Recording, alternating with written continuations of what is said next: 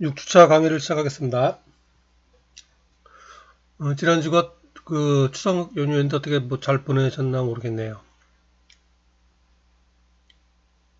올해 계속 이게 지금 코로나 사태가 유지되고 그래가지고 뭐 생활하는데 뭐 제약이 조금 많은 것 같습니다. 불편함도 많고.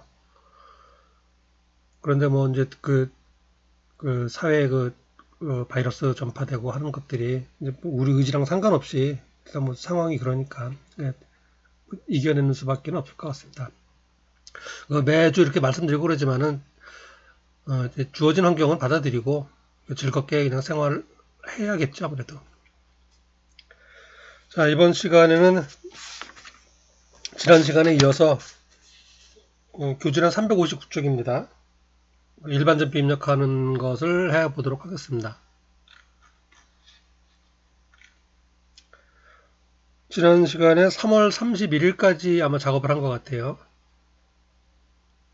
여기까지 작업을 했고 오늘은 이제 4월 17일부터 작업이 되겠습니다. 자, 프로그램을 먼저 실행을 시키겠습니다.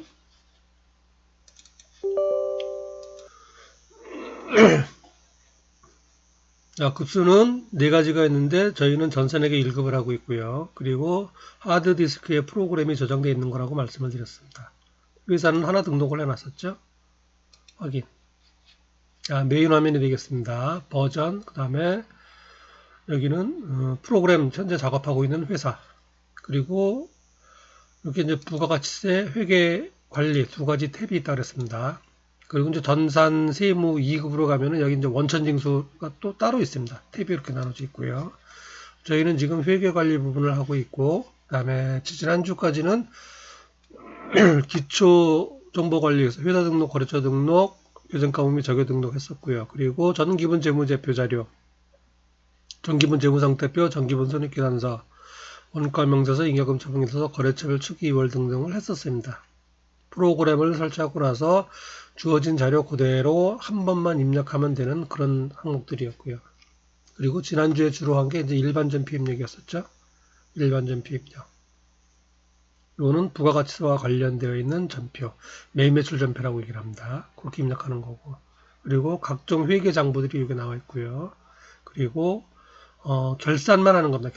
결산 자료 입력이 메뉴 하나만 작업을 해요. 나머지 학계단액 시산표부터 뭐 각종 부속 명세서까지는 자동으로 작성되는 부분이 되겠습니다. 감가상각 관련된 거, 유형자산 등록하는 거. 이건 이제 나중에 결산 다 끝나고 이제 한번 작업을 하게 됩니다. 결산 전에 하나 뭐 그럴 거예요. 하고 여기도 자금 관리, 그래서 회계 장부의 일종입니다. 자동으로 작성되는 거고, 요거는 컴퓨터 프로그램에 관련된 것들이고요. 데이터 백업하는 거. 자, 일반전표 입력 가보도록 하겠습니다. 일반전표 입력 1월달 하고 엔터키를 치게 되면은 1월달 자료 입력한 게 되는 거죠. 그리고 2월달 역시 엔터키 하면은 2월달 자료 입력이 쭉 나오고 있습니다. 그리고 3월달 이렇게 여기까지 입력을 했었습니다. 날짜 입력하고요. 그리고 차변 대변이 되겠습니다. 차변 대변 계정 과목 화면 하단에 보시면은 이렇게 표시가 되죠. 출금전표, 입금전표, 대체전표는 차변, 대변 두 줄 입력하는 거고요. 요거는 이제 결산 때 따로 입력하는 것들이 되겠고요. 그리고 계정 과목 코드 안에서 입력을 했었죠. 차량, 당좌 그렇게 입력을 했었습니다. 거래처 앞에 입력한 계정 과목이 채권 채무인 경우에는 거래처를 입력했었습니다. 거래처 그 코드 눌러서 이렇게 나온 거래처에서 찾았었죠. 그 다음에 적요를 입력했고요. 해당란에 가면 해당되는 적요가 화면 하단에 뜹니다. 그래서 거래처별로 적요 하나. 적절한 적요가 없는 경우는 내가 여기 0번을 누르고 직접 입력을 했었습니다. 그리고 금액 입력하는 거. 자, 기본이 이렇게 이루어져 있고요. 저희는 이제 4월달 입력 들어가 보도록 하겠습니다. 그리고 좀 입력하기에 앞서가지고 이것도 한번 보도록 할게요. 예를 들어서 지금 요거 이제 3월달 거래 내역이죠. 메뉴에 보시면은 일개표, 월개표라고 하는 게 있습니다. 일개표, 월개표. 보시면은 일개표, 월개표. 일개표는 날짜 단위별로 조회해 볼 수 있는 거예요. 몇 월 며칠, 몇 월 며칠. 날짜별로. 월개표는 월 단위로. 자, 3월달 한 달 거만 조회를 한번 해보도록 하겠습니다. 3월부터 3월. 엔터키. 3월 한 달 동안의 거래 내역을 요약한 표예요. 우리가 3월 한 달 동안 이런 거래가 있었죠. 차량 문방구, 이건 구입이 되겠네요. 그리고 복리후생비 지급, 이거 미지급이죠. 카드로 결제했으니까. 그리고 수선비, 원재료를 뭐 수선비로 갖다 쓰는 게 되는 거죠. 원재료가 없어지고 수선비가 들어갔으니까 거래가 3건이 있었습니다. 자, 그거 요약한 게 이렇게 되는 겁니다. 차량 문방구 구입한 게 있고요. 원재료 갖다 쓴 거 있고, 당제예금이 빠져나갔고요. 자동차 사면서 이제 빠져나갔겠죠. 지급 못한 거, 뭐 복리후생비를 지급 못했겠죠. 복리후생비 있고 미지급금 있고 수선비, 이건 아마 원재료 갖다 쓴 거죠. 이렇게 거래 내역 표시하는 것, 일개표, 월개표가 되겠습니다. 회계장부들이 많이 있는데 실제 시험 문제에서도 자격시험에서요 장부 조회하는 것들이 있습니다. 그래서 이거 나중에 한꺼번에 이제 장부 조회를 쭉 하게 되는데 좀 나중에 한꺼번에 하면은 좀 그때 가서 좀 약간 혼란스러울 수도 있고 그래서 미리 중간에 좀 한번 해보는 겁니다. 자주 나오는 장부 중에 하나예요. 일개표, 월개표. 일개표는 날짜 단위로 몇 월 며칠부터 몇 월 며칠까지 조회하는 거고 월개표는 월 단위로 조회하는 거고 그리고 그 해당되는 기간의 거래 내역을 요약한 표예요. 자산이 이만큼 증가한 거죠. 왼쪽에 있으니까. 자산이 이만큼 오른쪽에 있으니까 감소한 거죠. 당제예금이 감소한 거고 부채가 증가한 거고 비용이 발생한 거고 비용이 발생한 거고 그리고 또 하나 비용이 복리후생비가 56만원인데 지금 여기 대체하고 현금이 있죠. 비용이 56만원을 지급한 거예요. 지급했는데 현금으로 지급했으면 여기 56만원이 기록이 됩니다. 현금으로 지급을 했으면 수선비가 55만원입니다. 55만원. 그런데 현금으로 지급했으면 여기 기록이 되고 현금이 아닌 다른 것 뭐 보통예금에서 빠져나갈 수도 있고 여기처럼 뭐 원재료에서 빠져나갈 수도 있겠죠. 그런 경우 어쨌든 현금이 아니면 이 대체란에 기록이 돼요. 자, 부채가 늘어났습니다. 부채가 늘어났죠. 그리고 반대편 계정 과목 이게 현금이었다면 여기 기록이 됐을 테고 현금이 아니라면 여기 기록되는 겁니다. 여기 나와 있는 현금은 그런 의미예요. 이 자산이 늘어나는데 현금으로 되었는가, 자산이 줄어들었는데 현금이 나갔는가, 그걸 기록하는 난이 되겠습니다. 대체 현금은 그런 의미가 되겠습니다.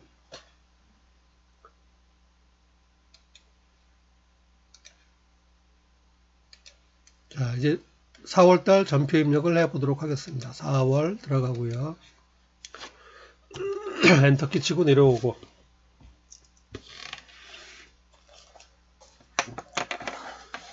자, 문제를 보도록 하겠습니다.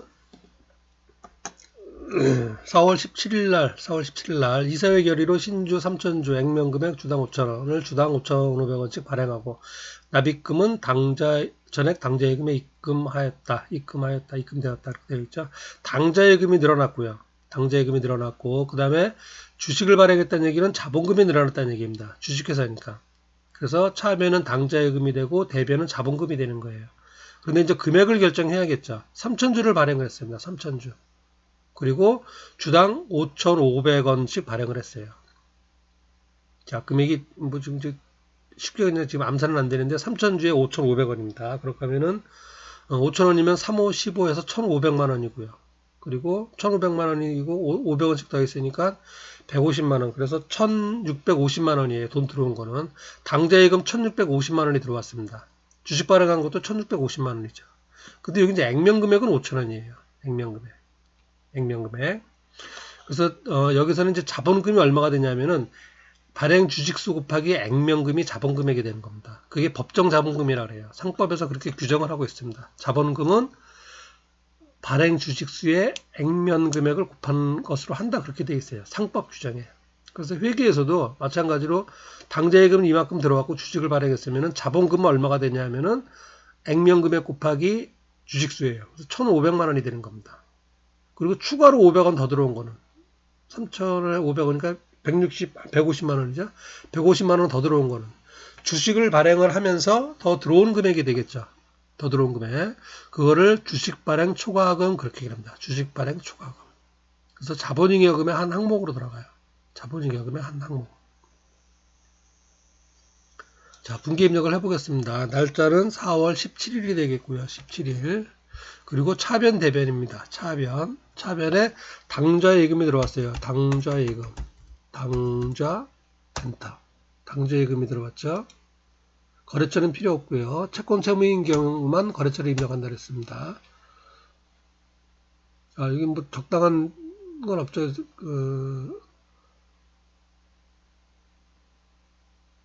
그냥 1번 당좌 예입하겠습니다. 이렇게 1번. 그리고 금액이 1650만원. 그리고 같은 17일이고요. 엔터키. 그리고 대변이 되겠죠. 대변. 그리고 자본금.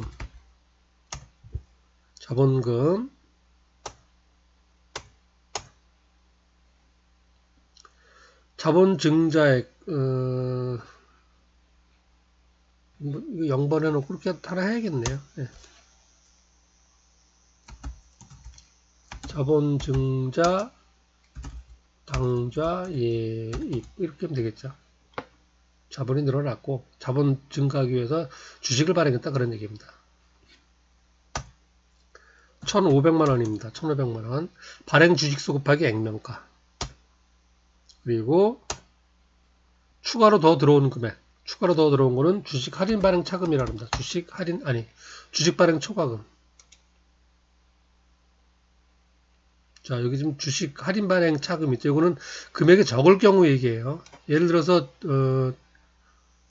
액면은 1,500만 원인데 이거를 뭐 예를 들어서 4,000원에 발행을 했어요. 그럼 들어온 돈은 1,400만 원밖에 안 들어오겠죠. 100만 원이 오히려 작죠. 그럴 경우 차변에 쓰는 금액 계정 과목이 주식 할인 발행 차금이에요. 주식을 할인 발행, 더 싸게 발행했다 그런 의미가 됩니다. 자, 어쨌든 여기서는 주식 발행 초과금 그리고 150만 원 이렇게 되겠죠.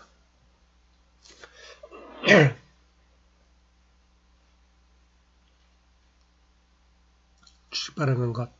발행 주식수 곱하기 액면가가 자본금. 요거는 꼭 기억을 하시길 바라겠습니다. 법정 자본금입니다. 법정 자본금. 나머지 더 여유로 들어온 게 주식 발행 초과금.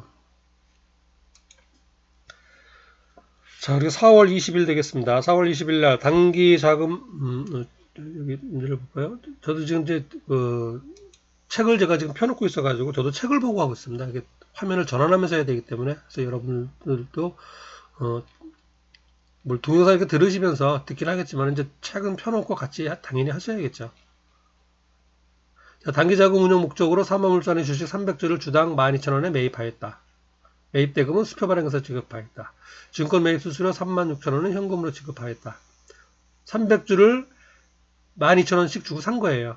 우리가 상품 사듯이 주식을 산 겁니다. 투자 목적으로 샀겠죠. 그리고 단기자금 운용 목적이에요. 두고두고 장기 보유하는 게 아니고 그냥 뭐 한 달, 두 달, 몇 개월만 그렇게 사는 겁니다. 그럴 때 이 계정 과목이 단기 매매 증권이에요. 단기 매매 증권.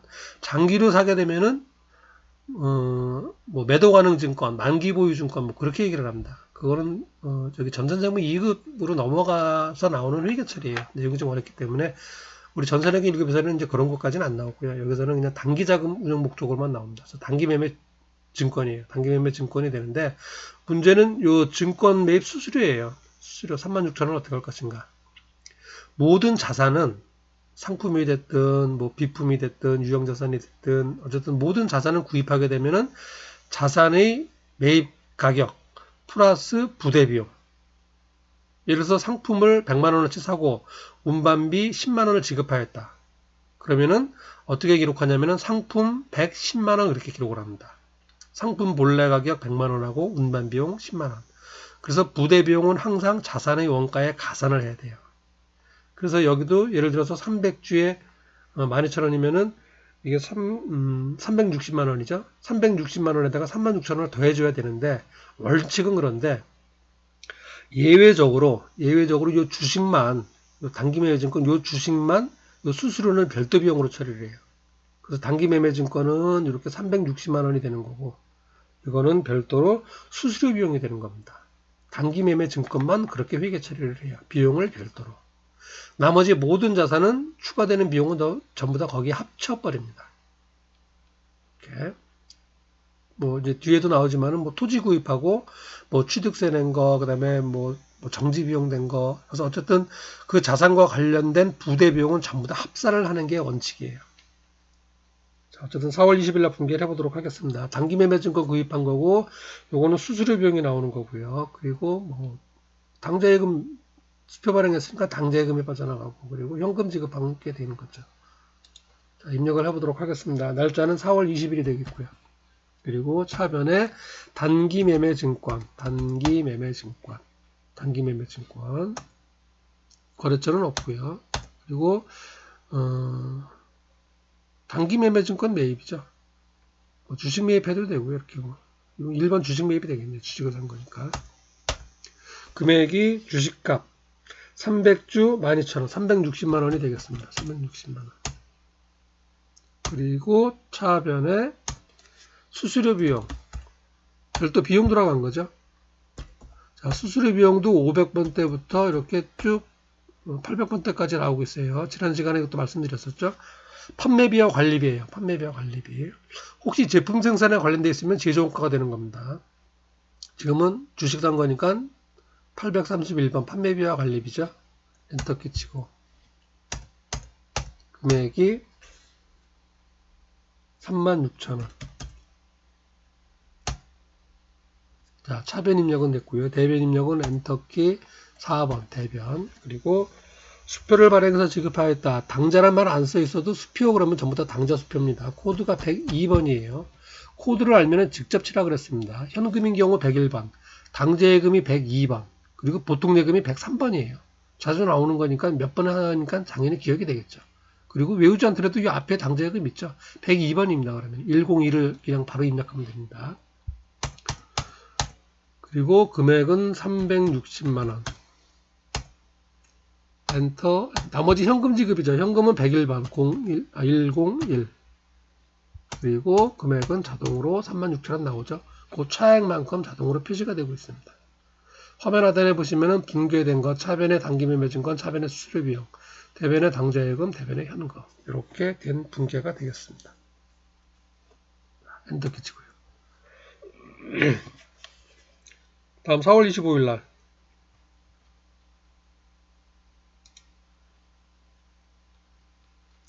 매출처 소방전자에서 수취한 받으러움 1,000만원을 거래은행에서 할인하고 할인료 12만 5천원을 차감한 금액은 당좌예금 하였다. 자, 내가 받아놓은 받으러움이 있어요. 그러면 이제 만기되는 날짜에 1,000만원을 받는 거겠죠. 만기되는 날짜에. 그런데 내가 돈이 급하거나 그러면은 미리 대금을 받을 수도 있겠죠. 미리 금액을 만기까지 이제 날짜가 있으니까 그러니까 미리 이제 이 어음을 은행에 갖다 파는 경우입니다. 이게 은행에다가 1,000만원짜리 어음을 12만 5천원 빼고 파는 거예요. 그러면은 뭐 987만 5천원이 되겠죠. 내 통장에는 987만 5천원이 들어오고 12만 5천원은 팔면서 내가 손해보게 되는 거죠. 그거를 뭐라 그러냐면은 매출채권 처분 손실이라고 합니다. 매출채권이죠. 매출채권 처분 손실. 팔면서 손해봤다는 얘기예요. 그럼 은행은 987만 5천원을 지급하고 그리고 며칠 있다가 만기가 되면은 다른 은행 발행한 소망전자로부터 1,000만원을 받겠죠. 그렇게 되는 겁니다. 그래서 은행은 미리 이자 대신 이제 받게 되는 거죠. 미리 12만 5천원 지급하고 며칠 있다가 1,000만원을 받게 되는 경우죠. 그러니까 요 지급하는 금액하고 이제 받는 금액하고 그 차액을 이제 이자 상당액 차이입니다.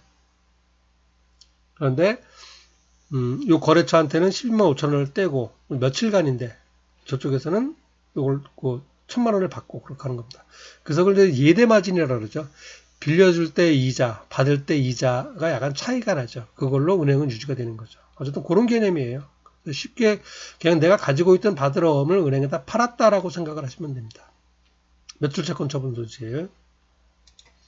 자, 4월 25일자 차변이 되겠고요. 당좌예금이 들어온 거죠, 지금. 차감한 금액은 당좌예금하에 있다. 102번. 거래처는 필요 없고요. 그리고 받으러옴 할인이죠. 0번 받을 어음 할인 금액이 987만 5천원이에요. 987만 5천원. 그리고 매출 채권 처분 손실입니다. 자, 매출 관련된 계정 과목이 상당히 많죠? 쭉 제일 뒤에 있을 거예요, 아마. 956번. 매출 채권 처분 손실. 영업 외의 비용입니다. 매출 채권 처분 손실. 여기. 자, 계정 과목이 뭐 8글자로 글자는 좀 많아도 어렵지는 않습니다. 매출 채권. 외상 매출금이나 받으러 의미죠. 처분. 팔았다는 얘기죠. 팔면서 손해봤다는 얘기예요. 매출 채권 처분 손실.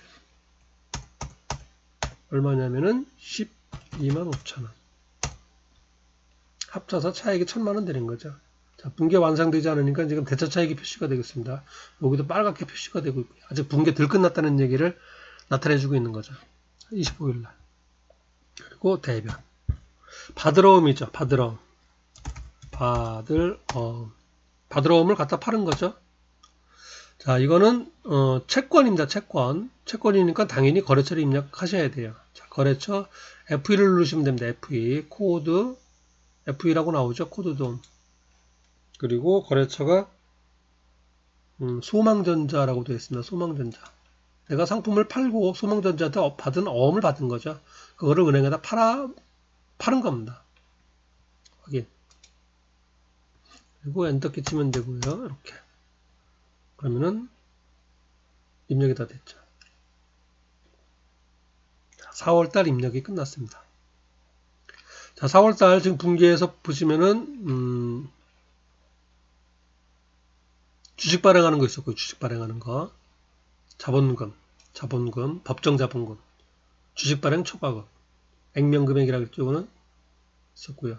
그 다음에 단기 투자 목적으로 주식을 사왔습니다. 단기 매매 증권이라고 합니다. 그리고 유일하게 자산의 취득원가에서 부대 비용을 별도 비용으로 하는 과목이에요. 단기 매매 증권. 합치는 게 아니고 별도 계정 과목. 그리고 어음 처분하는 게 있어요. 어음 처분하는 거. 어음 할인하는 거. 처분하는 건데 이제 그 금융자산 어음 할인한다라는 표현을 씁니다. 예전에는 계정 과목이 처분 손실이 아니고 그 할인료라는 계정 과목이 있었어요. 그런데 그게 이제 매출 채권 처분 손실로 바뀐 겁니다. 이게 조금 더 맞는 표현이겠죠. 직관적인 표현이고. 자, 이렇게 3건을 입력을 했습니다. 그리고 입력한 거 한번 살펴보도록 할게요. 아까 우리 월기표 봤었죠. 자, 여기 보시면은 이렇게 쭉 그 메뉴들이 나와요. 전체 메뉴가 나옵니다. 그리고 여기서 장부관리. 아까 월계표 있었죠? 월계표. 그리고 월계표 4월달 거. 주식 발행한 거, 자본금. 그리고 그 밑에 주식 발행 초과금이라고 있어요. 어디냐면 자본잉여금에 들어가요. 자본잉여금. 자산, 부채, 자본할 때 자본에 들어가는 겁니다. 자본. 그 자본의 한 항목이 자본금이고 그 자본의 또 다른 항목이 자본잉여금이에요.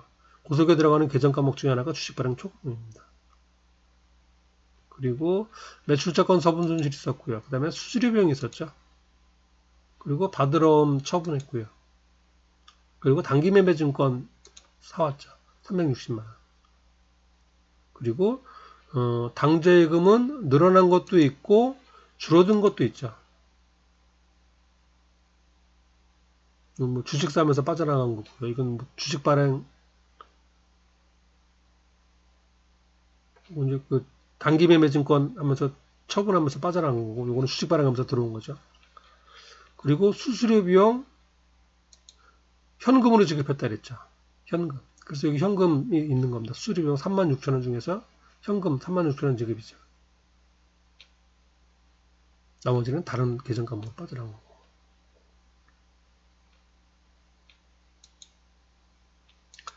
자, 이렇게 해서 4월달 입력을 했고요. 잠깐 쉬었다가 5월달 입력 계속 하도록 하겠습니다.